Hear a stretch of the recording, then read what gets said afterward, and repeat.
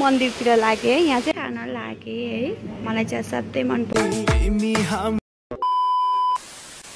everyone welcome to my mini vlog मेरो भ्लगमा यहाँहरूलाई धेरै धेरै स्वागत छ आज चाहिँ म छु छाप्दी बाराई मन्दिरको दर्शन गर्न आएको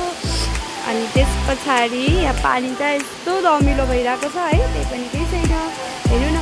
मछलीहरू सबै लुकेर बस्नु भएको छ किनकि हिजो हाम्रोतिर टु मच पानी परेर त्यही भएर त्यही पनि अरू बेलामा त सधैँ यहाँ फुल खुवाउन पाइन्थ्यो आज चाहिँ माछा नै देखेको छैन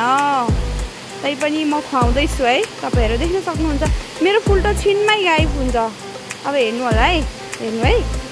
गायब माछाले एकैछिनमा भ्याइदिन्छ ल तपाईहरुले देख्न सक्नुहुन्छ यो चाहिँ छाप्दी खोला हो धमिलो छ पानी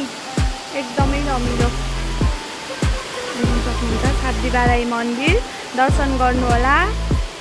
आज चाहिँ स्पेशली चाहिँ के थियो भने मेरो जन्मदिन हो त्यही भएर मैले चाहिँ देवी माको दर्शन गर्न आएको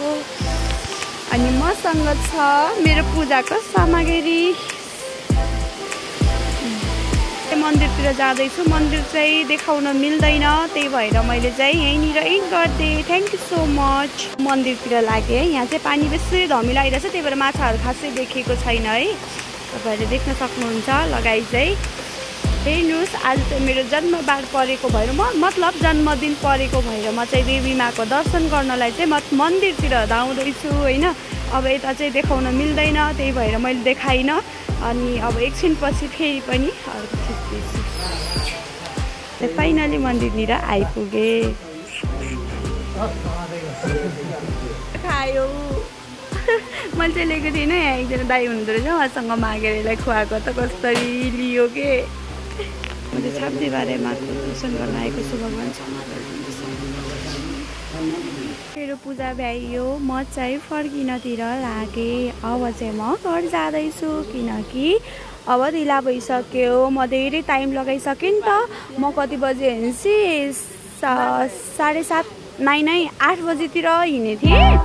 अनि त्यही भएर अब चाहिँ म चाहिँ फर्केँ फाइनली मेरो पूजा भ्याइयो हरे कृष्ण